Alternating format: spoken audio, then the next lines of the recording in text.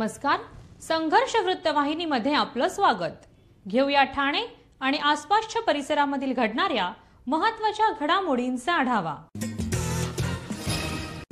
मुख्यमंत्रींनी ठाण्याचा गड राखला. ठाण्यातून नरेश म्हस्के विजयी. ठाणे लोकसभा मतदारसंघामध्ये शिवसेना शिंदे गटाचे उमेदवार नरेश म्हस्के यांनी शिवसेना ठाकरे गटाचे राजन विचारे यांचा दणदणीत पराभव केला आहे. 2,34,000 मतांनी नरेश म्हस्के विजयी ठरले आहेत.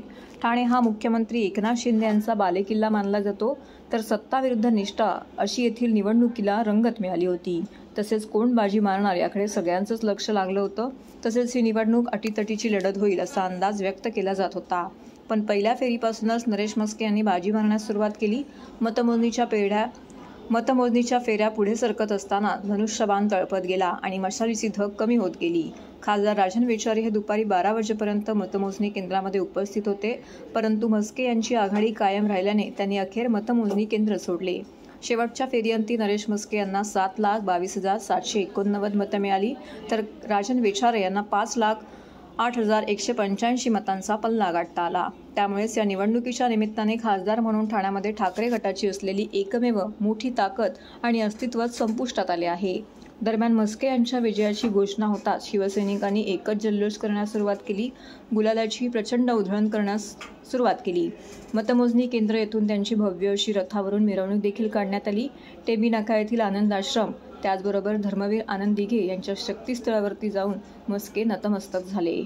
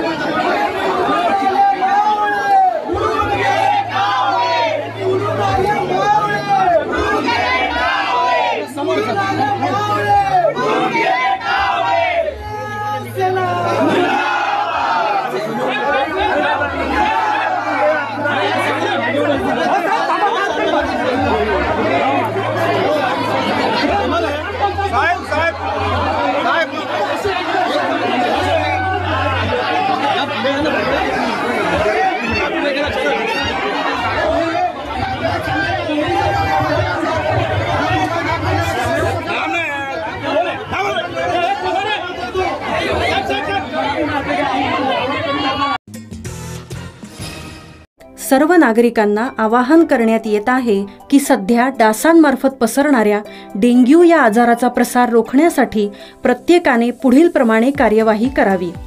डेंग्यू आजार एडिस इजिप्ती हा डास चावल्याने होतो. या डासांची पैदास साचलेल्या किंवा साचवलेल्या स्वच्छ पाण्यामध्ये होते.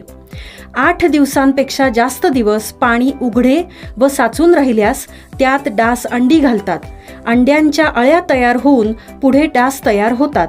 यासाठी आपल्या घरातील पाणीसाठे उदाहरणार्थ बॅरल्स, पिंपे, टाक्या, हौद, रांजणे इत्यादी दर आठवड्याला रिकामे करून घासून पुसून कोरडे करून पुन्हा भरावे. 1 दिवस कोरडा दिवस म्हणून पाळावा. पाणी साठ्यांना घट्ट झाकणे बसवावीत किंवा जुनी साडी, चादर, धोतर यांनी बांधून झाकून ठेवावीत, म्हणजे डास त्यात जाऊन अंडी घालणार नाहीत. घराच्या गच्चीवर, आजूबाजूला, अंगणात कोठेही पाणी साचू देऊ नये. भंगार सामान उघड्यावर टाकू नये. उदाहरणार्थ टायर्स, प्लास्टिक सामान, कुंड्या, टाकाऊ वस्तू इत्यादी. अशा सामानात पावसाचे पाणी साठून त्यात डेंग्यूच्या डासांची पैदास होते. घरातील कूलर्स, फ्रीजच्या पाठीमागील ट्रे हे देखील वेळोवेळी कोरडे करावेत.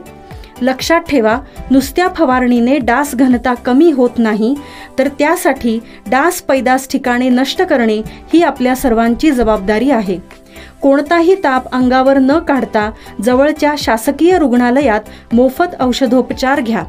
अशा प्रकारे नागरिकांनी सहकार्य केल्यास डेंग्यूचा प्रसार रोखणे सहज शक्य आहे.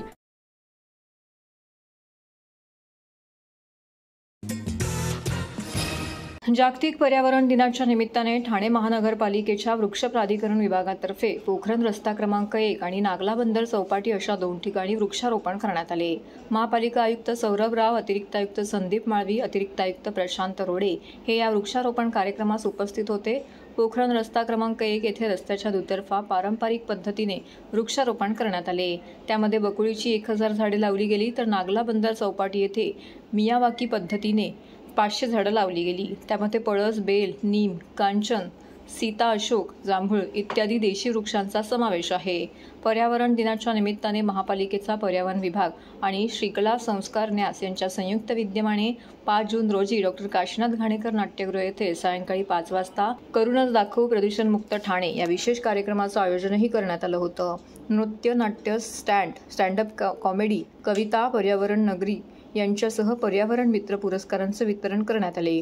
या कार्यक्रमात पर्यावरणाच्या निमित्ताने प्रश्नमंजुषा स्पर्धाही संपन्न झाली. अधिक माहिती महापालिकेचे अतिरिक्त आयुक्त संदीप माळवी यांनी दिली.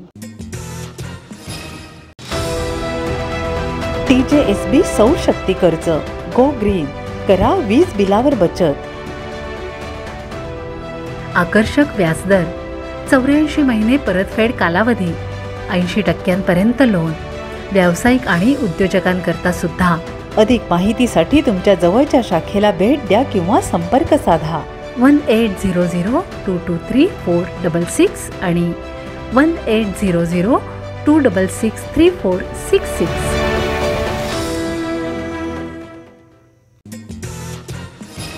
मागील दिवसांपासून निवडणुकीचा निकाल पाहत असलेल्या उदय सामंत यांनी पत्रकार परिषदेत विविध मुद्द्यांवरती भाष्य केले. निकालानंतर आरोप प्रत्यारोपांची मालिका सुरू असताना सामंत यांनी त्यांचे विचार व्यक्त केले.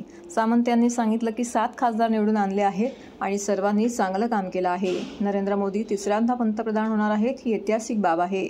त्यांनी असंही नमूद केलं आहे की 2 समाजात तेढ निर्माण करण्याचा गैरसमज दूर करण्यात आम्ही कमी पडलो. निकालानंतर संविधान बदलतील असा अपप्रचार झाल्याचा उल्लेख करत सामंत म्हणाले, कोणतीही मेहनत न घेता यांना यामुळे फायदा झालाय. मात्र 24 तासात या समाजाच्या मतांची उपयुक्तता संपलेली आहे. कुणाचेही नाव पत्रकार परिषदेमध्ये घेतलं नाही. कोणत्याही समाजाला धन्यवाद दिले गेले नाहीत. ते म्हणाले, असा उपयोग करणारे महाराष्ट्र महायुतीचे सरकार नाही. मुस्लिम बांधवांचा आणि दलित बांधवांचा उल्लेख केला गेला, पण त्यांना धन्यवाद दिले नाहीत. सामंत यांनी विधानसभेच्या निवडणुकीबाबत आत्मविश्वास व्यक्त करत म्हणाले, विधानसभेला व्याजासकट परत करू आणि विधानसभेच्या निवडणुकीमध्ये 200 पार करणारच. कोकणातील निकालाबद्दल सामंत यांनी म्हटलं की कोकण बालेकिल्ला आहे असं म्हटलंय, पण त्यांना काही उपयोग झाला नाही. जागा वाटपाचा परिणाम सगळ्यांनाच भोगावा लागेल याची काळजी आम्ही विधानसभेत घेऊ. कीर्तिकर यांच्यावर सामंत म्हणाले की निकालाबद्दल दाद मागणे वावगं नाही, पण दुटप्पी भूमिका आहे. जिथे आपल्या विरोधात निकाल गेल्यावरती न्याय मागत आहेत. यंत्रणेवरती आक्षेप घेतलेल्या निकालाबद्दल सामंत यांनी सांगितलं की आम्ही देखील चिंतन करू. कोकण त्यांच्या हातातून गेलं, त्यांनी नाक कापाकापीच्या गोष्टी करू नये. सामंत यांच्या पत्रकार परिषदेने विविध मुद्द्यांवरती चर्चा घडवून आणली गेली. आगामी विधानसभेच्या निवडणुकीसाठी महायुतीची तयारी अधिक जोमाने सुरू होणार आहे. आजच्या पत्रकार परिषदेला आपलं सगळ्यांचं मनपूर्वक स्वागत करतो. काल सकाळपासूनच मतमोजणीचे कल आणि त्याच्यानंतर फायनल निकाल आपण सगळ्यांनी काल रात्री बघितलेला आहे. आणि निकाल लागल्यापासून अनेक पत्रकार परिषद देखील आपण बघितल्या. पत्रकार परिषदेमध्ये अनेक आरोप प्रत्यारोप झालेले आपण बघितले. महाराष्ट्रामध्ये एकनाथ शिंदे साहेबांच्या नेतृत्वाखाली शिवसेनेनं 7 खासदार निवडून आणले. त्याच्यामध्ये शिवसेना असेल, भाजप असेल, राष्ट्रवादी काँग्रेस पार्टी असतील, आमचे मित्रपक्ष असतील, या सगळ्याच कार्यकर्त्यांनी अतिशय चांगलं काम केलं.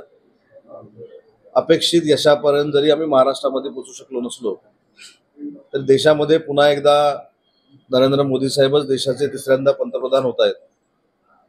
ही देखील देशाच्या दृष्टीनं आणि आपल्या सगळ्यांच्या दृष्टीनं ऐतिहासिक बाब आहे. पण कालपासूनच्या पत्रकार परिषदेमध्ये ज्यांच्यामुळं काही लोकांना यश मिळालं त्या घटकांनाच ते विसरले. या सगळ्या याच्यामध्ये 2 कम्युनिटीमध्ये फार मोठ्या पद्धतीनं गैरसमज पसरवण्यामध्ये इंडिया अलायन्स यशस्वी झाली. कदाचित त्यांचा तो गैरसमज दूर करण्यामध्ये आम्ही कमी पडलेलो होतो, परंतु मुस्लिम बांधव आणि भगिनींमध्ये नरेंद्र मोदी साहेबांच्या नेतृत्वाबद्दल एक प्रश्नचिन्ह निर्माण केलं गेलं. आणि भविष्यामध्ये नरेंद्र मोदी साहेब जर पुन्हा पंतप्रधान झाले तर संविधान बदलतील अशा पद्धतीचा एक अपप्रचार करण्यात आला. आणि म्हणून मला असं वाटतं की आमचे मुस्लिम बंधू भगिनी असतील, दलित बंधू भगिनी असतील, यांच्याबद्दल आक्रोश निर्माण झाला. आणि ही आपसूक सगळी जी मतं आहेत कुठची मेहनत न घेता ही एनडीए अलायन्सला मिळाली. परंतु कालपासून झालेल्या एकाही पत्रकार परिषदेमध्ये या घटकाचा त्यांनी उल्लेख देखील केला नाही.